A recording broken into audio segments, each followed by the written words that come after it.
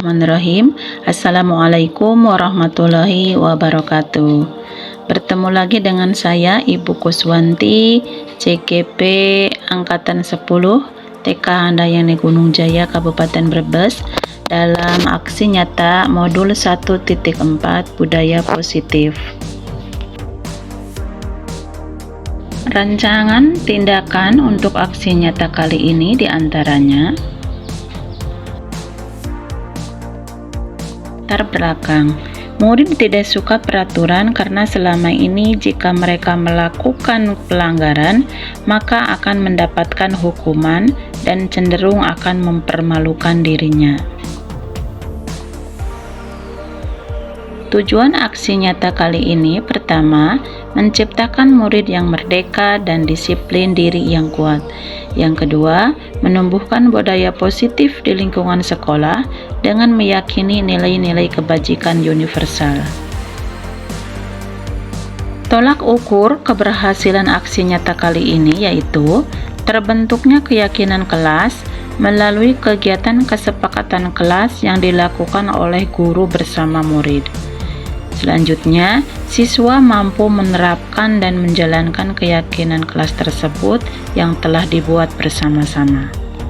Lini masa tindakan atau langkah-langkah tindakan yang dilakukan diantaranya: pertama, berkoordinasi dan berkolaborasi dengan kepala sekolah dan rekan sejawat untuk melakukan diseminasi pemahaman budaya positif dan membuat keyakinan kelas. Selanjutnya, memantau, merefleksi, dan mengevaluasi keyakinan kelas yang telah dibuat.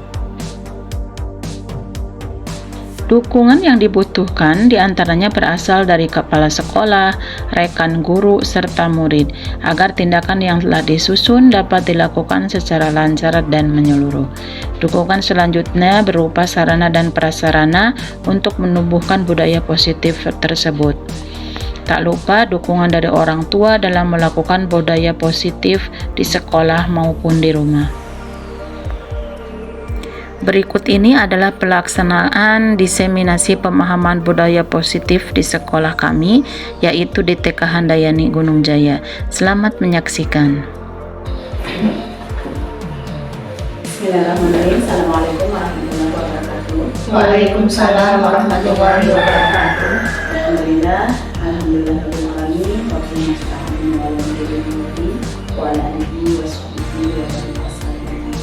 yang saya hormati Ibu Kepala Sekolah TK Handayani Gunung Jaya, Ibu Koordinasi SPKUD, yang saya hormati juga rekan guru Ibu Mira Agustin SPD, yang mudah-mudahan kita semuanya dirahmati dan diberkahi oleh Allah Subhanahu wa Ta'ala. Pertama dan utama adalah kita semuanya panjatkan puja dan puji syukur kehadirat Allah Subhanahu wa Ta'ala. Alhamdulillah pada hari ini kita masih bisa diberikan kesempatan untuk bisa berkumpul dalam diskusi dan belajar bersama mengenai budaya positif di sekolah kita. Salawat dan juga salam mudah-mudahan tercurah limpah kepada junjungan kita Habibur Nabi Muhammad Sallallahu alaihi wasallam, kepada keluarganya, kepada sahabatnya, dan mudah-mudahan sampai juga kepada kita semua selaku umatnya. Amin ya rabbal alamin. Sebelumnya saya mengucapkan terima kasih kepada ibu semua dan juga permohonan maaf saya bukannya menggurui atau apapun itu, khususnya juga kepada kepala sekolah, karena ini juga adalah salah satu tugas kami sebagai calon murid penggerak angkatan 10 untuk mengimbaskan sedikit ilmu yang sudah kami pelajari di LMS dan juga bersama teman-teman yang lainnya. Sebelum kami imbaskan kepada yang lain, kami akan berusaha mengimbaskan terlebih dahulu di sekolah. Walaupun nanti kalau ada hal-hal yang kurang atau apapun itu, mohon kesediaannya khusus kepada kepala sekolah atau rekan guru untuk bisa menambahkan dan mengkoreksinya. Pada kesempatan ini kita akan membahas tentang budaya positif yang ada di sekolah kita. Tapi sebelumnya saya akan mengutarakan terlebih dahulu ke belakang, mungkin sudah barang tentu sekian tahun lamanya kita mengajar. Selama di PK itu ada beberapa murid yang sekiranya melanggar aturan. Kita sudah membuat aturan seperti ini, kan tidak semua murid bisa fokus, bisa menghargai. Dan kadang juga kita memberikan respon kepada murid itu kan kadang bermacam-macam, termasuk saya sendiri.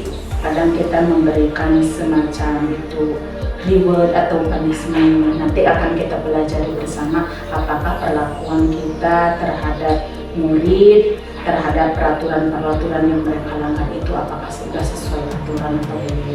Nanti kita bahas lagi bersama, kita refleksikan lagi bersama. Ini ada beberapa pertanyaan pemantik, mungkin bisa dijawab juga oleh ibu-ibu secara lisan atau secara tulisan juga boleh, dalam hati juga boleh. Nanti mungkin pertanyaan-pertanyaan ini nanti jawabannya akan kita gali bersama saja. Ini ada beberapa hal, nanti kita evaluasi kembali. Yang pertama, apakah hukuman yang selama ini kita, misalkan ada anak yang melanggar, kita melakukan hukuman, apakah hukuman yang sudah kita berikan kepada anak itu benar-benar akan mendisiplinkan anak tersebut atau tidak. Terus pemberian hukuman kan kita misalkan selama ini ada yang positif, ada yang negatif kepada anak. Apakah pemberian hukuman seperti itu, seperti contohnya anak yang tidak bisa membaca, kita sudah membaca halaman-halaman sendirian di pojok. Terus ada anak juga yang tidak bisa membersihkan atau belum taat aturan tata tertib di tingkat kelasnya, kita suruh mereka membersihkan halaman. Apakah hal-hal tersebut sudah bisa dikategorikan kepada mendisiplinkan anak atau belum? Terus lagi, apabila anak yang sudah bisa mentaati aturan, kita kadang kan beri penghargaan, baik itu berupa ucapan atau berupa benda-benda. Apakah hal tersebut sekiranya dapat meningkatkan motivasi belajar mereka? Nanti kita akan jawab bersama-sama saja. Akhir. Selanjutnya, saya akan memaparkan tentang budaya positif. Apakah budaya positif itu? Pengertiannya yang pertama yaitu mengenai kedisiplinan. Budaya positif itu identik dengan kedisiplinan. Apakah disiplin itu artinya? Disiplin itu artinya adalah belajar bersama. Sedangkan menurut budaya kita, kedisiplinan itu identik dengan sesuatu yang berhubungan dengan rasa nyaman. Rasa nyaman artinya kata disiplin telah berubah untuk menjadi sesuatu yang dilakukan seseorang pada orang lain untuk mendapatkan kepatuhan. Artinya seandainya anak tersebut berlaku disiplin, berarti otomatis kita kategorikan anak tersebut itu patuh terhadap aturan. Selama ini kita berpikir seperti itu. Nah, sedangkan nilai-nilai kebajikan lainnya yang bersifat universal itu adalah salah satu sifat-sifat positif dan manusia yang merupakan tujuan mulia yang ingin dicapai setiap individu.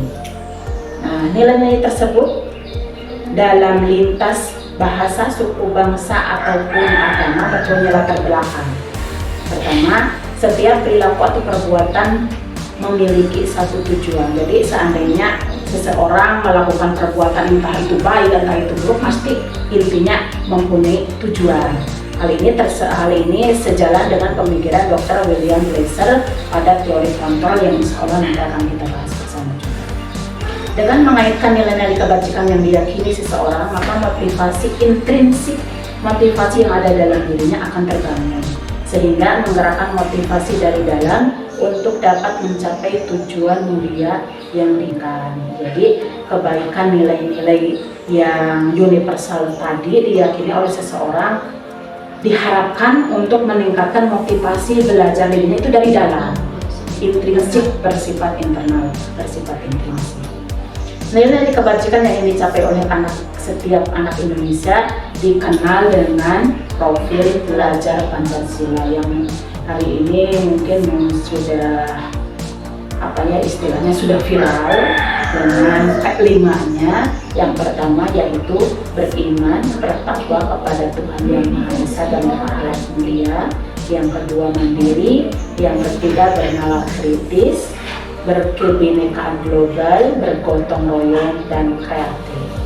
Itu adalah salah satu nilai kebajikan yang diharapkan bisa dicapai oleh anak-anak didik kita sendiri. Sedangkan teori motivasi perilaku manusia seperti yang tadi disampaikan itu ada yang eksternal, ada juga yang internal. Nah, eksternal itu biasanya berasal dari luar, berarti intinya anak tersebut mengharapkan sesuatu itu dorongannya dari luar. Contohnya karena menghindari ketidaknyamanan. Misalkan apa yang akan terjadi ya bila saya tidak melakukan peraturan tersebut. Misalkan anak berpikirnya seperti itu. Berpikirnya berarti apa ya? Kalau saya tidak melakukan peraturan itu, misalkan kita memberi peraturan untuk merapikan mainan, misalkan kan kita merapikan, kalau harus bermain dirapikan sendiri. Terus anak berpikirnya saya kalau tidak melakukan itu jangan-jangan kayak gitu. Terus ada lagi apa yang akan saya dapatkan apabila saya melakukannya ya. So kadang-kadang seperti ini anak berpikirnya, kalau saya tidak belajar nanti saya tidak akan mendapat misalkan mendapat hadiah, tidak akan mendapatkan piala. Nah, jadi anak itu berpikirnya masih melakukan sesuatu itu mengharapkan imbalan, mengharapkan penghargaan. Jadi masih bersifatnya, oh saya mau melakukan ini karena mau dipuji sama bu guru, oh saya mau melakukan ini kalau mau diberi penghargaan sama bu guru. Kadang seperti itu. Itu berarti dorongan dari eksternal. Sedangkan yang berasal dari internal itu, salah satu contohnya, anak tersebut melakukan sesuatu itu berasal dari dirinya sendiri. Contohnya, saya akan menjadi orang seperti apa ya jika saya tidak melakukan perbuatan seperti itu. Misalkan bu guru bikin peraturan, anak hari ini harus kalau mau masuk sekolah harus mandi dulu ya, harus bersih dulu, pakaiannya harus rapi seperti ini. Terus anak berpikir, seandainya saya kalau tidak berpakaian rapi, tidak cuci tangan, tidak menyisir rambut, tidak makan dulu, nanti badan saya akan seperti ini, sakit, kotor. Nah, berarti pemikiran-pemikiran itu berasal dari dalam diri dia sendiri, kesadaran diri dia sendiri untuk dirinya sendiri. Jadi itu dikategorikan sebagai salah satu motivasi atau dorongan intrinsik internal seperti itu. Nah, ini adalah salah satu tindakan yang sering kita lakukan kepada anak. Contohnya sudah sering sepertinya kan tidak semua anak itu patuh, tidak semua anak itu mentaati aturan. Terkadang kita membuat peraturan bla bla bla bla ini kadang perkara lingkungan, pengaruh dengan teman-teman yang lainnya, pastinya ada dalam satu poin itu, dalam satu hari itu ada saja anak yang melanggar. Terkadang kita kan sering melakukan beberapa tindakan. Nah, tindakan yang kita lakukan itu nanti kita evaluasi bersama apakah termasuk hukuman atau termasuk konsekuensi. Salah satu contohnya saya akan bacakan, nanti kita langsung saja kita isi. Contohnya ketika mencatat 100 kali di dalam buku kalimat, kita kepada anak memberi tugas seperti itu. Contohnya, saya tidak akan terlambat lagi. Ini untuk anak yang melanggar aturan karena datangnya terlambat. Kita kasih tugas mencatat 100 kali dengan kalimat saya tidak akan terlambat lagi. Nah, berarti ini anaknya yang terlambat ke sekolah. Kasusnya terlambat ke sekolah. Nah, menurut ibu-ibu kira-kira ini termasuk hukuman atau konsekuensi? Hukuman. Menurut Bu Dira? Misalkan anak terlambat sekolah, kita kasih tugas mencatat 100 kalimat. Kamu terlambat, catat aja ini sebagai hukuman atau sebagai konsekuensinya saya tidak akan terlambat lagi. Hukuman. Nah, 100 kali. yang kedua, ini berarti misalnya di pelajaran ketika fisik motorik, kalau kita kan di pos motorik kasar, anak itu terlambat hadir ketika di lapangan, disuruh mengelilingi lapangan basket 2 kali. Itu termasuk hukuman atau konsekuensi. Nah, yang ketiga, kira-kira apa nih? Hukuman sama. Hukuman. Yang ketiga, murid diminta untuk push up 15 kali karena tidak menggunakan masker ke sekolah. Kalau saya tidak memakai masker, akan lagi COVID. Nah, coba kita kalimatnya anak tersebut tidak pakai masker, tapi hukumannya push up 15 kali. Apakah termasuk hukuman atau konsekuensi? Ya, hukuman lagi. Boleh beda-beda. nanti kita bahas Hukuman karena bersama. terlalu berat. Nah, Yang ketiga-tiganya itu sama, masih terlalu berat. saja kertasnya karena kamu sudah mencoret-coretnya. Itu konsekuensi. Konsekuensi.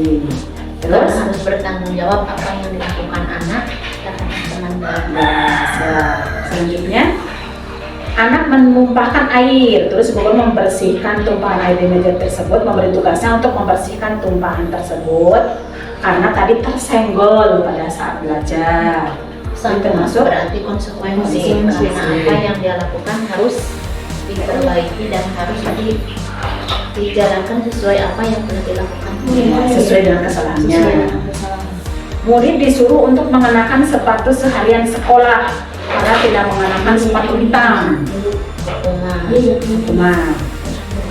Terakhir, lari mengelilingi lapangan basket 2 kali karena terlambat 10 menit untuk pelajaran PJOK. Masuk hukuman apa konsekuensi? Berarti di pelajaran olahraga dia terlambat 10 menit, terus Pak gurunya bilang, kamu lari mengelilingi basket 282 balik, gitu. Itu termasuk hukuman atau konsekuensi? Hukuman karena telat. Ya maksudnya hukuman dan konsekuensi itu intinya sama, tapi bahasanya ada yang lebih kasar, ada yang agak halus seperti itu, intinya sama. Tapi maksudnya itu Untuk termasuk hukuman, mendisiplinkan. termasuk atau konsekuensi bagi si anak tersebut, tersebut hukuman atau konsekuensi kira-kira? lebih ke mengarah konsekuensi yang terakhir. Konsekuensi. Nah, itu tadi yang saya tidak akan terlambat termasuk Hukuman. Eh, Betul semua kita. yang mengelilingi lapangan basket, Hukuman. betul? Yeay. Yang push up, hukuman. Hukuman. Wis, yang mencoret-coret menggantinya Konsekuensi. membersihkan tumpahan air, Konsekuensi. itu yang menyuruh mengenakan sepatu seharian, Hukuman. Betul hukuman. semua ternyata. Yang lari di lapangan, Konsekuensi.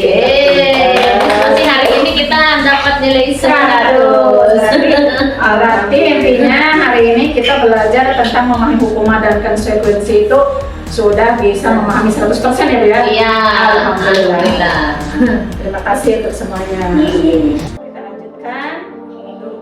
Ini adalah definisi perbedaan hukuman dan konsekuensi yang sudah kita bahas. Hukuman itu adalah sesuatu yang menyakitkan.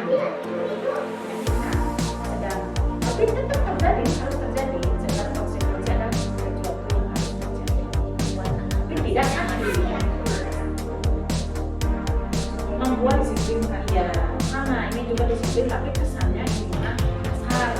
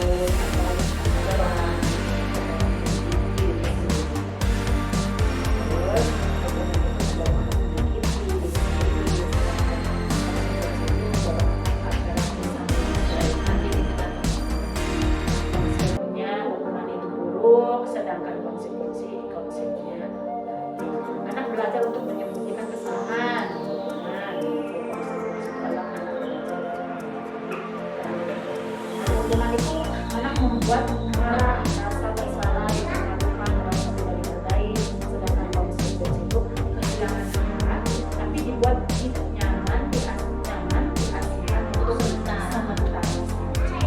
Nah, sebenarnya guru itu melakukan tindakan kekerasan. Nah, sejalan dengan tindakan dan konsekuensi adanya hukuman dan konsekuensi ada lagi tindakan yang dikatakan lebih atas lagi dari konsekuensi, lebih baik dari konsekuensi dengan nama restitusi. Baru itu apa? Harusnya restitusi. Apa ya restitusi ya? Baru lihat tulisannya juga. Apa ya restitusi? Di sini kita cuma Di atas, di atas hukuman. konsekuensi. Oh, di tengah-tengah hukuman dan Ya, berarti hukuman, konsekuensi, restitusi. Restitusi itu sesuatu hal yang positif. Ini artinya restitusi itu sesuatu hal yang positif di atas konsekuensi. Nah, pengertiannya, restitusi adalah proses menciptakan kondisi bagi murid untuk memperbaiki kesalahan mereka.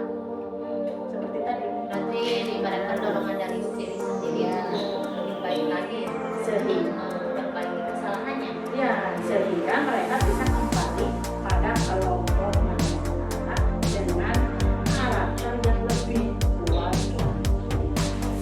Jadi, restitusi itu suatu tindakan, tetapi hukuman dan konsekuensi nanti levelnya di atas.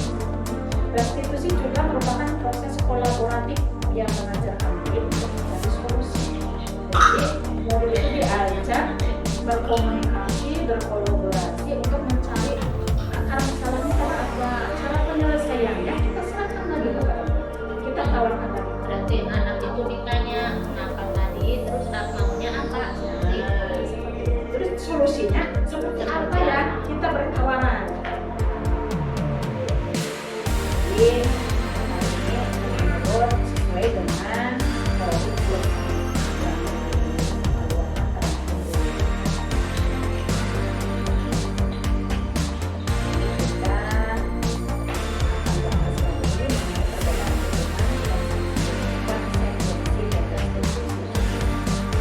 ada beberapa pernyataan-pernyataan, nanti kita gali bersama pernyataan-pernyataan ini masuk kategori posisi kontrol yang mana. Nomor satu, misalkan ada pernyataan seperti ini, saya kecewa sekali dengan kamu. Kira-kira kalau ada pernyataan seperti ini, misalkan kita ngomong kepada anak, saya kecewa sekali dengan kamu loh, seperti itu. Kira-kira masuk posisi kontrol yang mana yang tadi? Penghukum, pembuat rasa bersalah, teman, atau manajer kalau ada pernyataan seperti itu. Lebih berat ke pembuat itu, orang yang bermasalah, merasa bersalah. Merasa bersalah ya. Jadi merasa kekecewaannya Kekecewaannya itu diutarakan Iya. kepada anak. Kalau pernyataan seperti ini misalkan kamu tidak pernah benar melakukan seperti itu, Itu mah kayak menghukum ya, kayak menghardik. berarti kasar, Iya, terlalu kasar. secara verbal itu berarti ya. Lebih ke condong ke penghukum. Iya. Kalau seperti ini misalkan, ayolah demi ibu, kasihan kah sama ibu, sama bapak misalkan. Kalau seperti itu kira-kira Kayak bersahabat itu mah kayak teman. berarti sebagai posisi sebagai teman, Teman. Berayu Berayu, mengajak. kepada anak ya, melas kepada anak seperti itu ya Bu ya. Apakah kamu mendapatkan stiker bintang hari ini? Apakah kamu mau mendapat bintang 5 hari ini? Ya, seperti oh, Kira-kira gimana Bu? ada mau dapat bintang berapa ya? Seperti itu. Berarti kayaknya itu mah memantau ya. Memantau. Iya. Tapi Biar anak mengutarakan keinginannya. tapi menanya kepada anak, tapi anak itu kalau misalkan ada masalah kita tidak memberikan solusi sepertinya ya Bu ya. Belum nggak bisa mengerjakan, tapi kita iming-iming hadiah misalkan. Iya. Belum selesai misalkan seperti itu. Terus tapi paginya kita suruh selesaikan. Nanti kalau diposisikan ke yang 5 tadi masuk ke pemantau. Pemantau. Misalkan ada lagi, bagaimana kamu bisa menyelesaikan masalah ini, Nak? Bagaimana caranya, Nak? Seperti itu. Kalau itu mah berarti seperti mencari solusi ya, dan merencanakan kegiatan yang akan dilakukan anak ya. Solusinya bagaimana? Bagaimana? Caranya bagaimana? Lebih kemana ya kira-kira? Ke manajer, kalau Manajer. kalau ada kata perencanaan berarti otomatis ke manajer. Berarti ada komunikasi terlebih dahulu dengan anak. Ya. Misalkan kalau ini, kamu selalu terlambat, kamu selalu yang terakhir mengerjakan tugas. Kira-kira Itu mah kayak mempermalukan ya, berarti kayaknya menghukum itu menghukum. Iya. saklek Iya. penghukum. Mudah-mudahan kita jadi seperti itu ya. Iya, Karena kita sudah mulai belajar menerima posisi kontrol. Alhamdulillah. Itu mah kayaknya yang sering-sering dilakukan di tingkatan sekolah yang lebih tinggi. Mudah-mudahan kita mah sekarang Tidak. juga yang lebih tinggi juga sudah mulai belajar tentang posisi-posisi mereka. Mudah-mudahan kita jadi posisi yang terbaik. Nah, terkait dengan 5 posisi kontrol tadi, apalagi dengan posisi kontrol yang terbaik tadi, mudah-mudahan di posisi manajer ya Bu ya. Iya. Ini ada juga pilihan lagi seperti tadi ada Kayak piramida ya. Ya, ini segitiga Bu, namanya segitiga restitusi. Berarti kembali lagi kita ke tindakan tadi, ada hubungan, ada konsekuensi, ada juga restitusi. Kelas berarti. Nah, restitusi ini adalah salah satu solusi insya Allah yang terbaik mengenai apa-apa yang sudah rencana-rencana, keyakinan-keyakinan kelas yang sudah kita sepakati bersama, cara menyelesaikannya dengan cara segitiga restitusi. Apa itu segitiga restitusi? Di sini digambarkan seperti yang Bu tadi bilang, seperti piramida segitiga ya. Di dalamnya yang pertama itu ada menstabilkan identitas, yang ke atas itu yang miring itu validasi kebutuhan, yang ke bawah itu ada lagi menanyakan keyakinan. Intinya menstabilkan identitas itu contohnya misalkan kita berkata kepada anak yang sudah melakukan kesalahan itu dengan kata-kata seperti ini, misalkan setiap orang pernah melakukan kesalahan loh, seperti itu. Dan bla bla bla bla, berarti berhubungan dengan kita bertanya itu berhubungan dengan pelanggaran-pelanggaran yang sudah mereka lakukan. Misalkan diawali dengan kalimat seperti itu. Berarti seperti Jangan kita langsung menanyakan, pernahkah anak ada yang pernah melakukan sesuatu seperti itu. Setiap orang juga bisa melakukan kesalahan seperti itu ya. Diawali dengan kalimat seperti itu. Itu namanya menstabilkan identitas, menstabilkan emosi dia terlebih dahulu. Berarti yang kedua itu validasi kebutuhan. Bertanyanya contohnya Berarti kayak menanyakan, kenapa tadi kamu melakukan itu misalkan kamu tentu punya alasan mengapa melakukan seperti itu. Setelah kita stabilkan emosinya, stabilkan identitasnya, kita tanya ulang. Berarti kamu tentu punya alasan melakukan pelanggaran seperti itu. Alasannya, nah nanti biar anak yang mengemukakan. Kita pancing dengan kalimat seperti itu.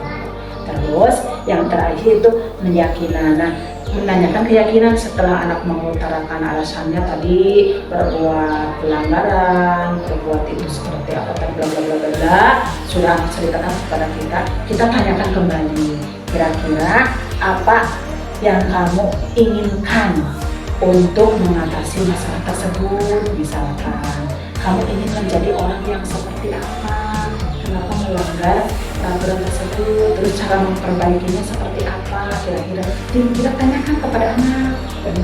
Kita komunikasikan, kita berdiskusi kembali dengan anak. Nanti biarkan anak yang mencari sendiri dengan kiat-kiat yang sudah kita jadi pemantik kita tadi yang sudah kita tanyakan itu. Anak digabung-gabung, nanti anak bisa mencari solusinya sendiri, hasil pemikirannya sendiri. Seperti itu ya. Misalkan seperti, nah kalau ada yang melakukan seperti ini berdosa, berarti itu juga bisa ya termasuk ke menstabilkan keyakinan. Ya, tapi itu lebih ke perasaan, berarti pembuat rasa bersalah tadi. Kalau hukuman berarti intinya sesuatu hal, tindakan tapi sifatnya negatif. Sedangkan konsekuensi itu masih netral.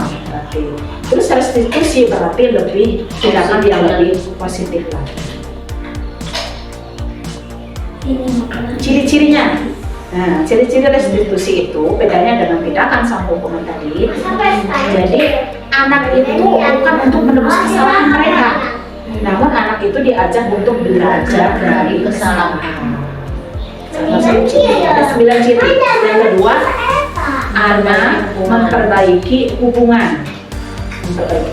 Yang ketiga, ada tawaran di situ. Jadi bukan paksaan. Kita menyelesaikan masalah itu berarti berdasarkan kita tawarkan itu terlebih dahulu. Maunya seperti apa?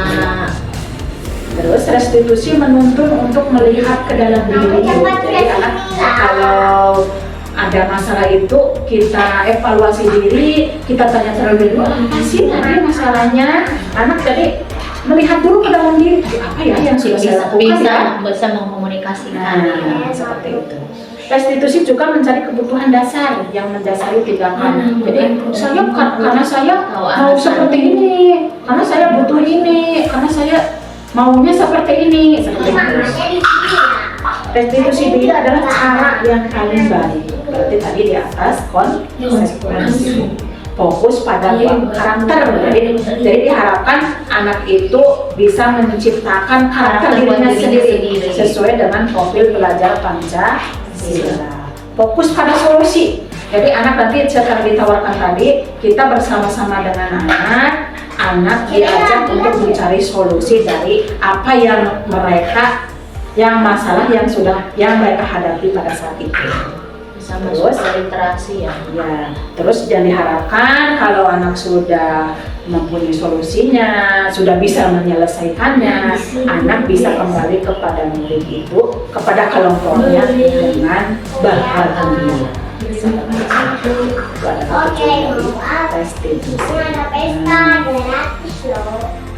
Kalau restitusi ini sudah terbentuk, diharapkan nanti ada semacam keyakinan kelas yang lahirnya nanti dari peraturan kelas kita yang sudah buat, kita sepakati bersama anak, nanti terlahirlah sebuah keyakinan hasil kesepakatan kita bersama. Dibuat bersama. Ya, seperti itu. Kan berkata alasannya seperti ini bu, ibu. Terus kalau kamu melakukan seperti itu, kira-kira bagaimana nak? Nanti biar anak yang mengungkapkan sendiri, misalkan kayak tadi ibu berdosa, nanti biar anak yang ngomong sendiri dosanya itu. Misalkan, oh kalau kamu melakukan pelanggaran seperti itu, kira-kira gimana nak? Misalkan anaknya berdosa bu, nanti biar anak sendiri yang ngomong sendiri, rasa bersalahnya itu bukan kita. Berarti dia melakukan pelanggaran, dia juga yang melakukan lagi perbaikan. Dan dia merasa sendiri tahu apa yang kesalahannya, tahu dia sendiri yang mengungkapkan. Jangan kita cuma memantik seperti itu. Terus sesudah kita tahu, sesudah dikomunikasikan, kita tanya lagi solusinya, biar dia sendiri yang menyelesaikan. Cari solusinya mau seperti apa, berarti dia sendiri nanti yang mencari. Seperti itu. Itu adalah segitiga restitusi. Ini adalah ada beberapa yang bisa buat kita jadikan referensi seandainya anak itu di kelas melakukan beberapa kesalahan, misalkan intinya bukan kesalahan ya gagal dalam berbuat. Nanti kita tugas kita dalam segitiga restitusi ini yang pertama tadi menstabilkan identitas. Salah satunya misalkan seperti ini, guru berkata berbuat salah itu hal yang manusiawi, seperti itu di awal-awalnya. Seperti itu, tidak ada manusia yang sempurna. Bapak ibu juga pernah berbuat salah, seperti itu. Jadi anak kan merasa emosinya stabil dulu, nggak takut, nggak merasa bersalah gitu. Kita komunikasi dulu. Nanti kalau sudah tenang, kita misalkan bisa lanjutkan lagi. Kita pasti bisa menyelesaikan permasalahan ini kok, seperti itu. Bapak Ibu tidak tertarik untuk mencari tahu siapa yang benar atau siapa yang salah. Bapak Ibu lebih tertarik untuk menyelesaikan masalah kamu, nak. Jadi kita tidak menghakimin anak, oh kamu benar, oh dia yang salah, seperti itu. Kalau kamu menyalahkan dirimu sendiri terus-menerus, apakah kamu bisa berbuat baik pada dirimu sendiri? Nanti kita kalau mendadak lebih tenang, nanti kan anak bisa jawab sendiri. Nanti kalau sudah tenang, kita berarti naik ke validasi kebutuhan. Segitiga yang kedua berarti tujuannya membantu murid mengenali basic need atau kebutuhan dasar yang ada pada dirinya yang ingin dia penuhi ketika melakukan kesalahan tersebut. Pada dasarnya tindakan manusia tujuannya adalah untuk memenuhi kebutuhannya. Pada dasarnya yang bersalah pun dia kan mempunyai tujuan untuk membela diri, misalkan karena harga dirinya merasa sama temannya diinjak-injak lah, atau misalkan ada yang pensilnya dicabut nggak tanpa izin, kan dia melindungi miliknya sendiri, kan ada tujuan pasti. Entah itu perasaan senang, kecewa, bertahan hidup misalkan dan lain-lain. Kita bisa berkata seperti ini, kamu bisa saja kan melakukan hal yang lebih buruk, tapi kamu tidak melakukannya, nak. Kamu sudah baik, kayak gitu. Terus kamu pasti punya alasan mengapa melakukannya. Apa yang penting bagi kamu, nak? Kamu boleh tetap berusaha menjaga sikap itu, tapi tambahkan sikap yang lain yang baru, yang lebih baik. Ayo coba seperti apa, seperti itu. Maukah kamu belajar cara yang lain, nak, yang kamu butuhkan tanpa harus memukul? Misalkan aku suka harus mukul-mukul, kira-kira kamu bisa melakukan apa lagi, nak, yang lebih baik dari memukul, kira-kira supaya dia itu jerah. Misalkan anak kan sudah bercerita sama kita pancing lagi, kira-kira masa harus memukul terus, kira-kira supaya dia itu sadar teman kamu itu jerah. Kira-kira ayo apa yang lebih baik, ayo kita bicarakan bersama sama ibu, seperti itu misalkan. Nah, kalau anak sudah mulai bercerita kan biasanya anak membela diri ya, bilang ini karena temannya itu seperti ini. Nah, terus kalau dia sudah mulai sadar, ya Bu, saya salah, harusnya saya nggak begitu, misalkan, harusnya saya nggak mukul, harusnya saya nggak dorong, misalkan. Kan dia sudah stabil, terus sudah mulai menyadari kesadaran, tapi timbul dari dirinya sendiri. Iya, bukan karena kita kayak yang membela, ya yang mulai. Tapi kan kalau dia sudah ngomong seperti itu, dia juga sadar, oh ya Bu, saya juga salah, harusnya saya nggak dorong dia, Bu. Berarti itu sudah stabil, kita sudah tingkatkan faktanya seperti itu, kita sudah tanya, dia sudah mulai sadar. Intrinsik berarti kesadaran dari dalam dirinya sendiri. Nah, baru kita ke tingkat selanjutnya, yaitu menanyakan keyakinan. Karena dia sudah mulai sadar, rasanya sudah mulai sadar dengan berkata seperti ini, misalkan, apa nilai-nilai kelas, keyakinan kelas yang sudah kamu langgar, ayo coba. Misalkan tadi kan anak marah-marah, kira-kira keyakinan kelas, peraturan misalkan yang sudah kita sepakati kan namanya keyakinan kelas.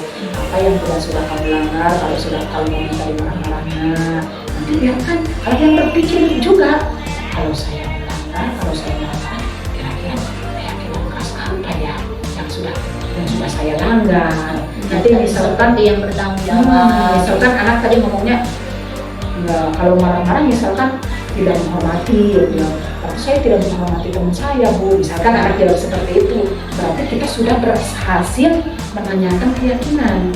Berarti kalau anak sudah bisa berbuat seperti itu, bisa mengungkapkan seperti itu, bisa mengungkapkan, oh yang saya langgar ini seperti itu.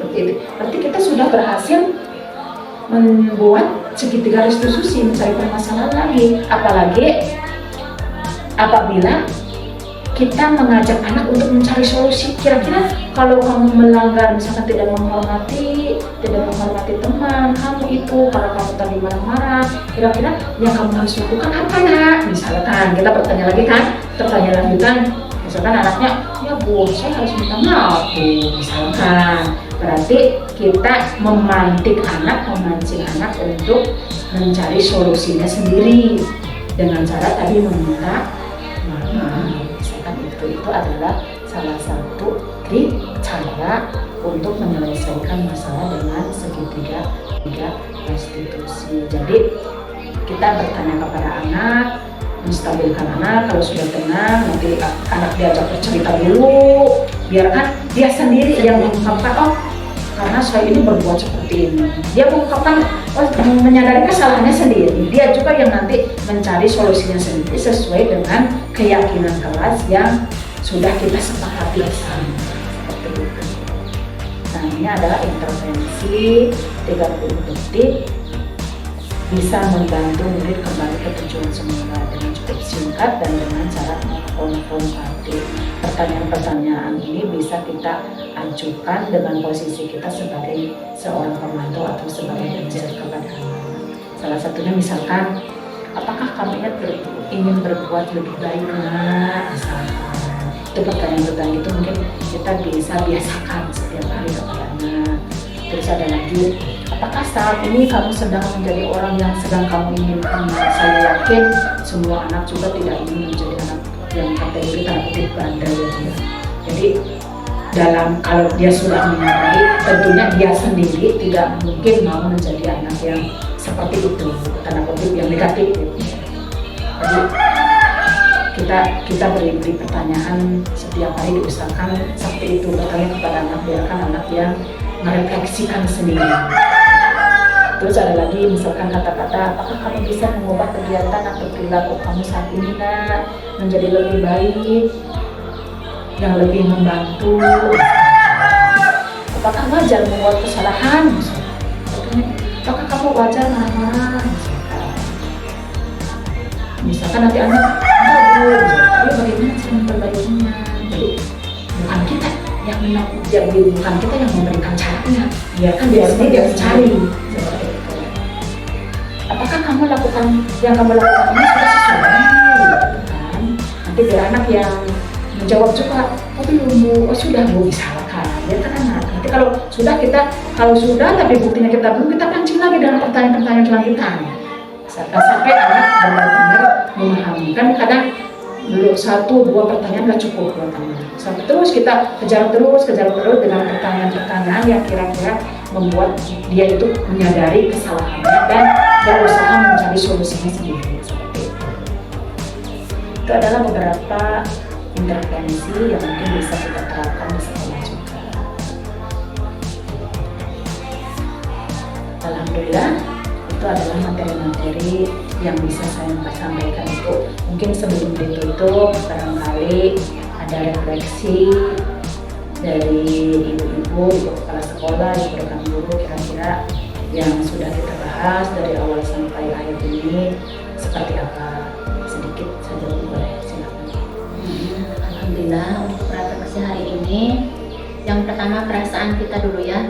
Alhamdulillah, perasaan kita berarti senang dan kita merasa lebih detail apa yang telah kita lakukan dan kemungkinan kita bisa melaksanakan restitusi untuk lebih baik lagi.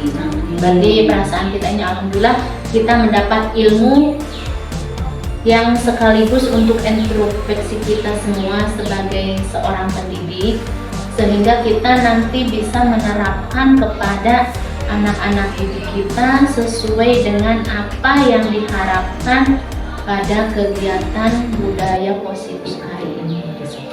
Terima kasih Bu.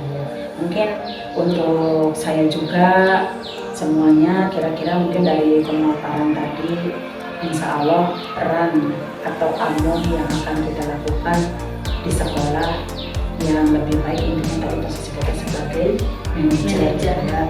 Terus insya Allah kalau ada hal-hal permasalahan yang harus kita selesaikan, insya Allah kita akan pakai sertifikat restitusi cara menyelesaikannya. Jadi itu saja Ibu, terima kasih atas waktu.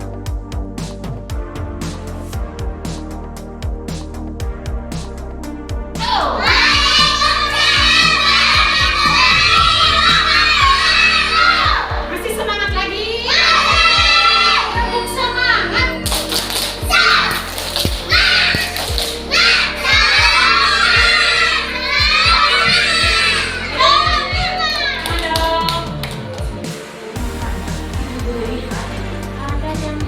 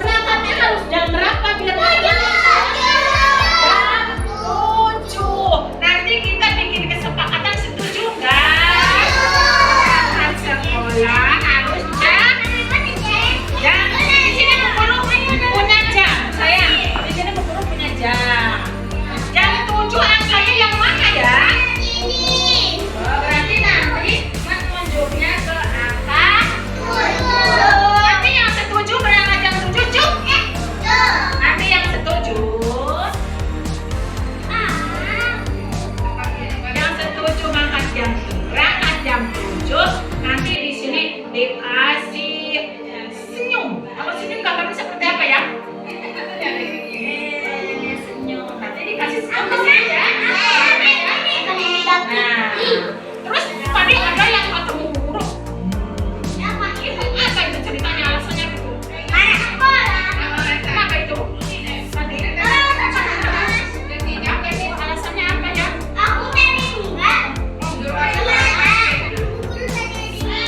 Oh, ada yang nangis, ada apa itu? Yang nangis tadi siapa yang nangis? Ada apa? Coba cerita sama Bu Guru, ada apa?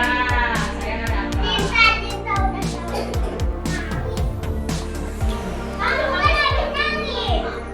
Ada apa? Oh, besok kalau mamanya lagi pergi, mau berangkat sekolah, pakainya kan ceritanya sudah siap. Apa? Harus ya. Kalau mamanya nggak ada, tadi harus pakainya gimana? Pakainya berarti mulai besok, berarti mulai besok siap belajar mandiri. Kita bikin nanti yang siap, yang setuju dikasih tanda apa? Senyum. Siapa yang mau mulai duluan? Satu ya. Lanjut, siapa lagi?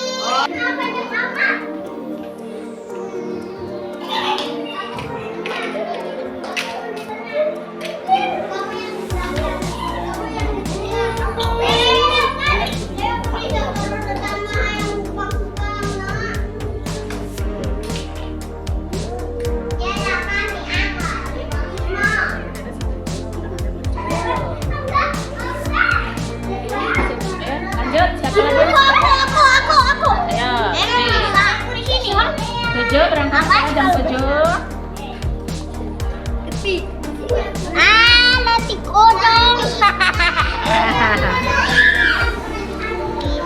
Lanjut, duduk ya, sayang duduk.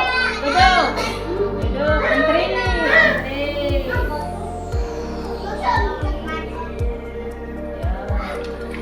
Yang setuju dikasih senyum. Terima kasih. Dikasih nama boleh? Sedih biasa. Ya, lanjut. Siapa yang setuju? Kalau setuju senyum.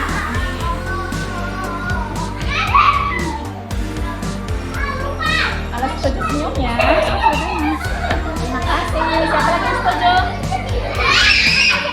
Setuju?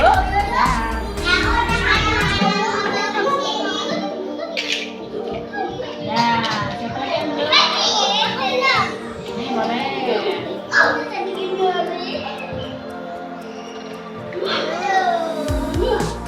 kasih.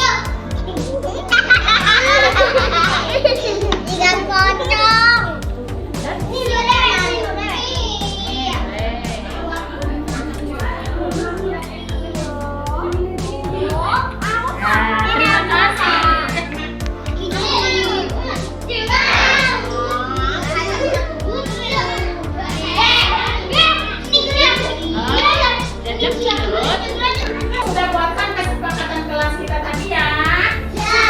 Saling menghormati. Setuju mau menjaga kebersihan di kelas? Setuju mau mematuhi aturan? Mau jujur? Mau disiplin waktu?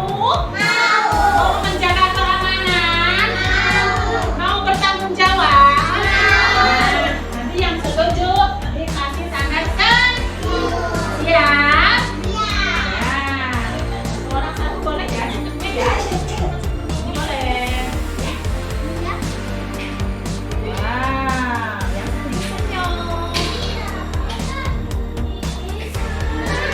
Terima kasih. Boleh.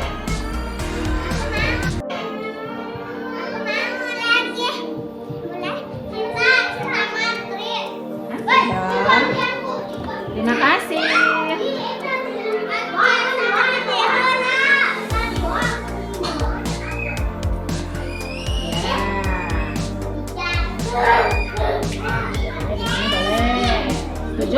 setuju? Terima kasih. Kalau senyum setuju, kalau setuju senyum, berarti ya.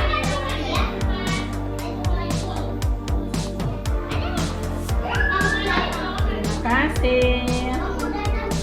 Ini boleh, ini boleh.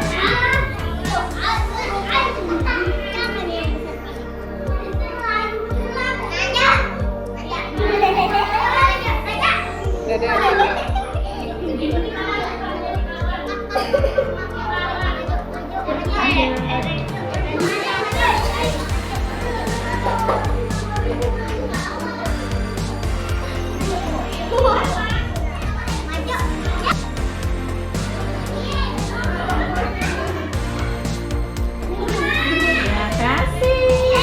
Sudah semua? Sudah? Oh, Prata, sini dulu. Prati mau bubur tempel, setuju? Dilihat nanti setiap hari. Siapa tadi yang setuju? Berarti mulai hari ini harus dilaksanakan. Setuju ya? Ya. Aturannya mau dilaksanakan? Saling menghormati tadi mau dilaksanakan? Mau mandiri di rumah dia di sekolah, setuju? Mau dilaksanakan aturannya? Mau? Berangkatnya jam berapa tadi? Jam 7. Diingat-ingat dan dilaksanakan setiap hari. Ya? Alhamdulillahirobbil alamin. Kita tempel dulu.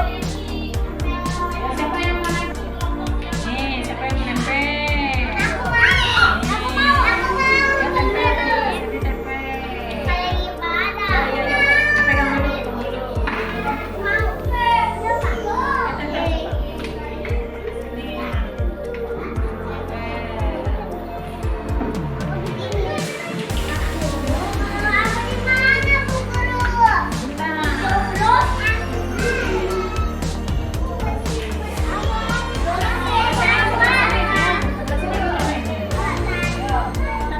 Dilihat setiap hari, diingat-ingat dan dilaksanakan ya.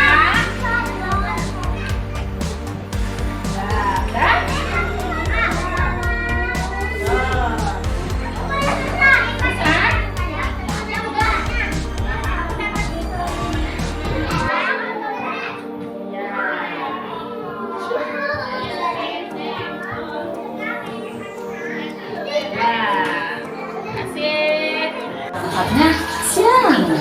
Soalnya Dede kepagian bangunnya, dibangunin sama ibu tapi gak mau bangun. Dede malah bangunnya kesiangan, jadinya Dede terlambat. Oh gitu. Harusnya masuknya jam berapa, Cantik? 7. Jam 7. Terus kalau besok biar nggak terlambat gimana caranya? Enggak tahu, kan Dede gak punya jam alarm. Oh, nggak punya jam alarm. Iya, dibangunin ibu aja. Oh, dibangunin ibu. Berarti nanti besok kalau Bu bilang sama ibu biar bangunin Dede biar nggak terlambat, mau dibangunin sama ibu, nggak akan rewel. Janji? Janji. Setuju? Setuju.